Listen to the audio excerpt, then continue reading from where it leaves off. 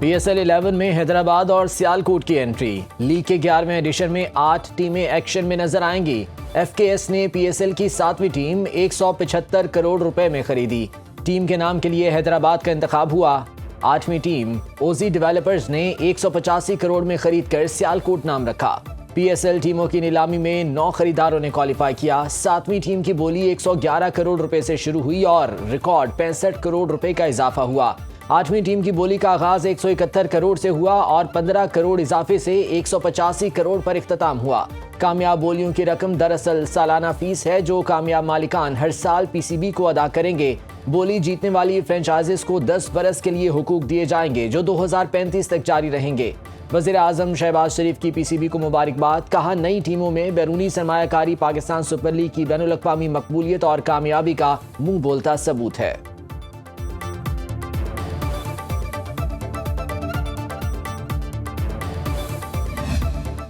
Chairman PCB Mohsin Naqvi की PSL बोली जीतने वालों को मुबारकबाद। PSL और पाकिस्तान क्रिकेट को मजीद मजबूत बनाने का आज़म।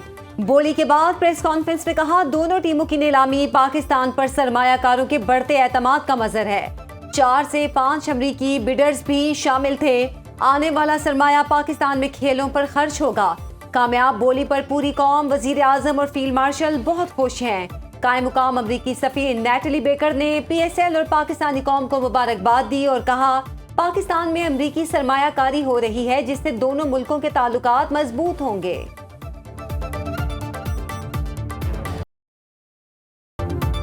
हैदराबाद और सियालकोट के मालिकान का PSL को नई बुलंदियों पर ले जाने का आज़म। पाकिस्तानी नजात फवाद सरवर ने कहा कि वो हैदराबाद में पैदा हुए, खुशी है अपने मुल्क और शहर के लिए कुछ कर पाए। पाक अमरीका ताल्लुकात मजबूत होंगे।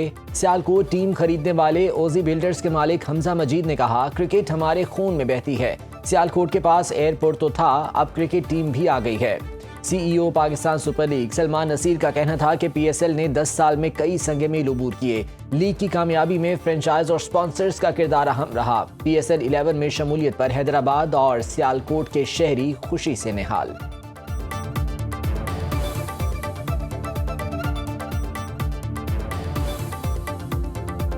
कराची की टीम होती थी, अब हैदराबाद की टीम आ रही है तो हैदराबाद की टीम हमारे लिए बहुत खुशी की बात है। पहले हम कराची को सपोर्ट करते थे, लाहौर को और दूसरी टीमों को सपोर्ट करते थे। इंशाल्लाह बहुत खुशी की बात है कि हमारे ताजिर भाई ने ये टीम खरीदी। PSL पहले भी बड़े शौक से देखते थे बट अब हम और मजीद शौक से देखेंगे क्योंकि उसमें सियालकोट की टीम शामिल हुई है। PSL में जो सियालकोट की टीम का लॉन्च हुआ है ये हमें बड़ी खुशी हुई है और इंशाअल्लाह PSL हम पूरी सपोर्ट करेंगे सियालकोट की टीम को।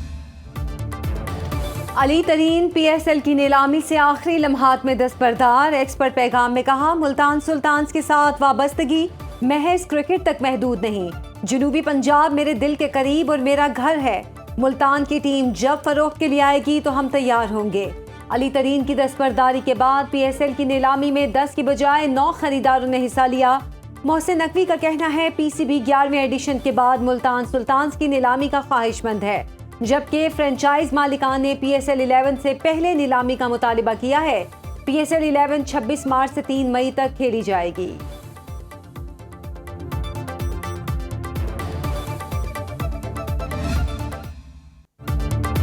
पाकिस्तान में दहशतगर्दी के पीछे फितना उल हिंदुस्तान और खारजी मुलव्विस हैं। दहशतगर्दी ने खैबर पख्तूनख्वा की तरह बलोचिस्तान में भी मुश्किलात पैदा की। वज़ीर आज़म शहबाज शरीफ का कोयटा में दानिश स्कूलों और दीगर तरक्याती मंसूबों की इफ्तिताही तकरीब से खिताब। कहा, पाकिस्तान का अमन तबाह करने वालों को सबसे बड़ा जवाब मई में मिला। फील्ड मार्शल आसिम मुनीर की क़यादत में भारत को जन्नाटेदार थप्पड़ मारा। मार के हक में भारत को ऐसा सबक सिखाया जो वो हमेशा याद रखेगा। दहशतगर्दी के खात्मे तक चैन से नहीं बैठेंगे। वज़ाइफ हों या लैपटॉप, तमाम स्कीमों में बलूचिस्तान का हिस्सा 10% ज्यादा रखा। अमायदीन और सियासी रहनुमाओं से गुफ्तगू करते हुए कहा, नवाज शरीफ ने बलूचिस्तान की तरक्की के लिए जितनी कोशिशें और मेहनत की शायद ही किसी और ने की हो। NFC के तहत तमाम सूबों को उनके मालियाती हुकूक दिए जा रहे हैं। NFC में बलूचिस्तान के लिए पंजाब ने अपने हक के 11 अरब रुपए दिए।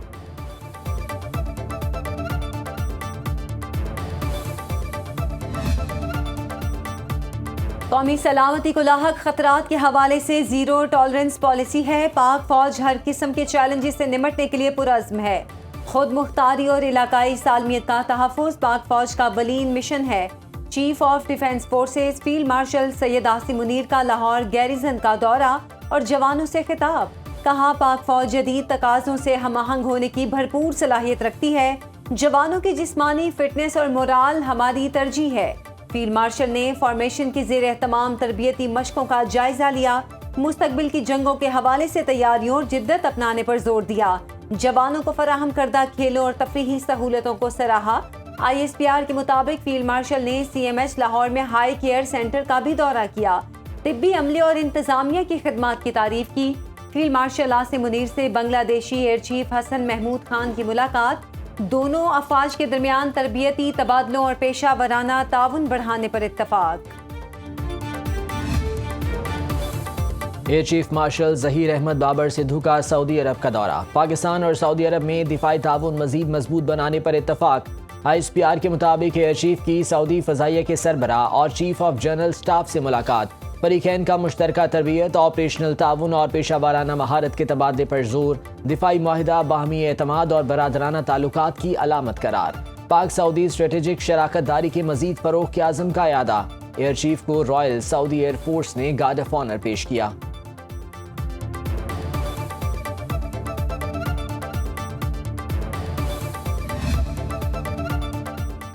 बांग्लादेशी एयरफोर्स के सरबरा air chief marshal Hasan Mahmood Khan की naval chief admiral Naveed Ashraf से मुलाकात। इलाकाई सलामती के फरोग और दो तरफा ताउन को मजीद मजबूत बनाने के तरीकों पर तबादला ख्याल। नेवल चीफ ने मुख्तलिफ इकदामात के जरिए इलाकाई बहरी अमन और इस्तेहकाम के लिए पाक बहरिया के अज़्म को उजागर किया। ISPR के मुताबिक Bangladeshi air chief national defence university Islamabad भी गए। हसन महमूद खान की सदर NDU lieutenant general Babar Iftikhar से मुलाकात। पेशा वराना अस्करी तालीम और मुश्तरका तरबियत पर ताउन बढ़ाने पर जोर। बांग्लादेशी एयर चीफ NDU से फारिगुल तहसील हैं। पंजगुर में ऑपरेशन के दौरान एक दहशतगर्द को गिरफ्तार किया। एडिशनल चीफ सेक्रेटरी दाखिला और DIG CTD बलूचिस्तान की न्यूज़ कॉन्फ्रेंस। कहा दहशतगर्द साजिद अहमद से असलहा बरामद। कलअदम BYC से मुंसलिक रहा। साजिद अहमद सोशल मीडिया पर कलअदम तंजीमों का मवाद नशर करने में मरकजी किरदार अदा कर रहा था। साजिद अहमद की भाभी भी BYC की कार्रवाइयों में मुलव्विस थी। दहशतगर्द साजिद इस्लामिक यूनिवर्सिटी से फारिगुल तहसील है। DIG CTD एजाज गुराया ने कहा 3 दहशतगर्दों जहाजेब, बेजल और सरफराज को भी मुख्तलिफ शहरों से गिरफ्तार किया गया।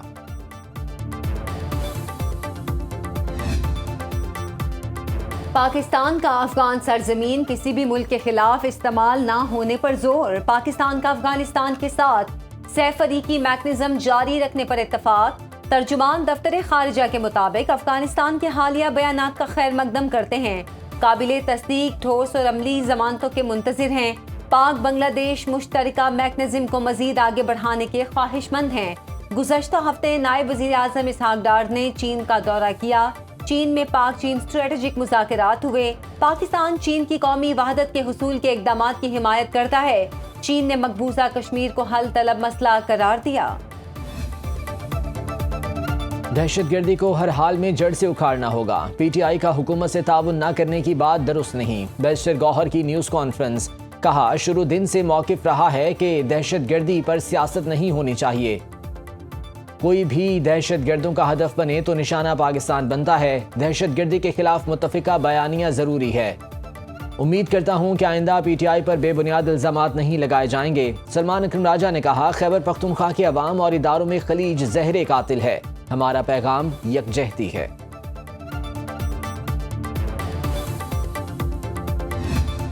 कई लोग मज़हब के नाम पर इस किस्म की उन्होंने एक फितना जो है वो उसको फ़रोग दिया और हमारे जो एहतजाज के नाम पे उन्होंने रियासत को यरगमाल बनाया। पुलिस के नौजवान, कानून नाफिज करने वाले इदारों के नौजवान, रेंजर्स के नौजवान को उन्होंने शहीद किया, बेगुनाह उनका खून बहाया और लोगों की इमलाक जला दी गई, लोगों के रोज़गार बंद कर दिए। वो अपने आप को एक मजहबी जमात का नाम देते हैं। कई लोगों ने मजहब के नाम पर फितने को हवा दी। लोगों की अमलाक जला दी गई, रास्ते बंद किए गए, पुलिस और रेंजर्स के जवानों को शहीद किया गया। रियासत शोहदा के खून का हिसाब लेगी। वजीर आला पंजाब मरीम नवाज का लाहौर में उलमाए कराम में एजाजिया कार्ड तकसीम करने की तकरीब से खिताब। कहा मजहबी मुनाफरत को रोकना उलमाए कराम की जिम्मेदारी है। दीन का नाम इस्तेमाल करके फितने का फरोग खयानत है। किसी फितने को पनपने की इजाजत नहीं देंगे। हर जालिम और माफिया के लिए पंजाब की जमीन तंग कर दी। उलमाए कराम के लिए 25,000 रुपए माहाना एजाजिया फरवरी से बैंक अकाउंट के जरिए मिलेगा। वज़ीर आला खैबर पख्तूनख्वा सुहेल आफरीदी आज 4 रोज़ा दौरे पर कराची पहुंचेंगे। दिन 12 बजे इंसाफ हाउस में अहम मुलाकातें करेंगे। 4 बजे कराची प्रेस क्लब में न्यूज़ कॉन्फ्रेंस करेंगे। 10 बजे पार्टी कारकुनों से मुलाकात होगी। सुहेल आफरीदी 10 जनवरी को कराची से हैदराबाद रैली की क़यादत करेंगे। खवातीन विंग और पार्टी कन्वेंशन से खिताब करेंगे। हैदराबाद हाईकोर्ट बार की तकरीब में शिरकत करेंगे। इतवार को मज़ार-ए-कायद पर हाजिरी देंगे। अवामी खिताब भी करेंगे। सुहेल आफरीदी 12 जनवरी को वज़ीर आला सिंध से मुलाकात के बाद हाईकोर्ट बार की तकरीब में शरीक होंगे।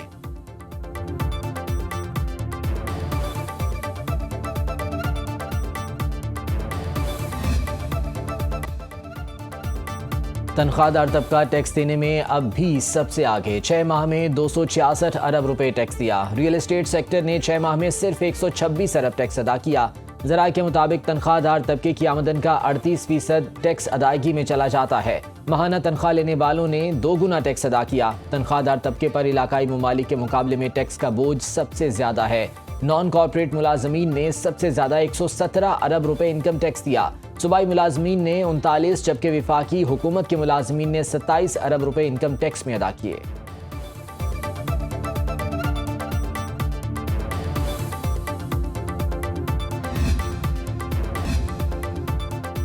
ईरान जाने वाले शहरियों और ज़ायरीन के लिए खुशखबरी। निजी शोबे के ताउन से मुल्क की पहली फेरी सर्विस की सॉफ्ट लॉन्चिंग। पहली फेरी कराची से ईरान की बंदरगाह चाबहार के लिए जनवरी के आखिरी हफ्ते में रवाना होगी।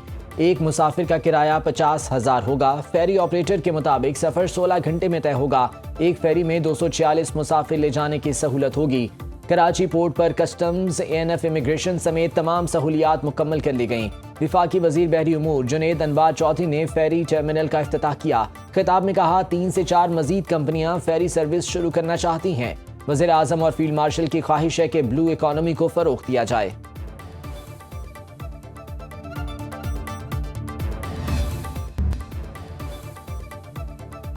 मुल्क के बालाई इलाकों में पहाड़ी चोटियों के बर्फानी पैराहन। तमाम रंग सफ़ेद गालों में गुम। शदीद ठंड से हर शय जम गई।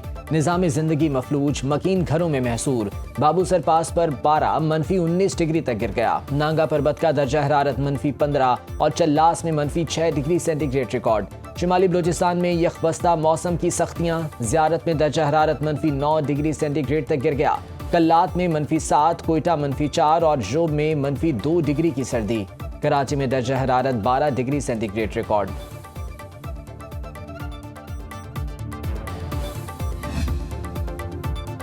ट्रंप और वेनेजुएला पर कब्जा नहीं कर सकते। अमरीकी सेनेट में करारदाद मंजूर। फौजी कार्रवाई रोकने के हक में 52 जबकि मुखालिफत में 47 वोट डाले गए। करारदाद मंजूरी के लिए कांग्रेस में पेश की जाएगी। कानून बनने की सूरत में सदर ट्रंप उसे वीटो भी कर सकते हैं। हुक्मरान रिपब्लिकन्स के 5 अरकान ट्रंप के इकदामात पर एहतजाजन पार्टी से अलग हो गए। सदर ट्रंप ने दावा किया है कि वेनेजुएला अमेरिका को मरकजी तिजारती शराकतदार बनाने पर तैयार है। वेनेजुएला तेल बेचकर सिर्फ अमेरिकी सामान खरीदेगा। बदले में उसे ज़रूरी अजनास, अद्वियात, बरकी आलात फराहम किए जाएंगे।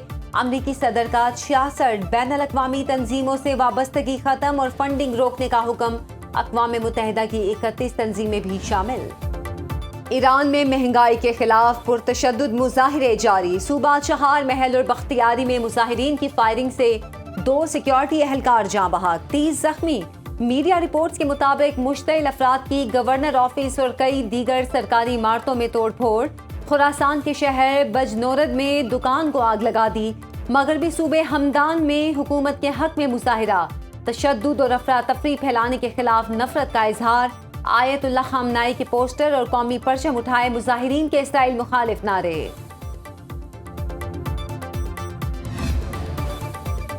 बरतानिया एक बार फिर शदीद फ्लू की लपेट में आ गया। मुल्क भर के अस्पतालों में रोजाना तकरीबन 3000 मरीज दाखिल हो रहे हैं। NHS के मुताबिक क्रिसमस और नए साल की तकरीबात के बायस फ्लू, नज़ले, जुकाम और बुखार में मुब्तला मरीजों की तादाद बढ़ गई, जिसकी वजह से सेहत के निज़ाम पर भी दबाव बढ़ गया है।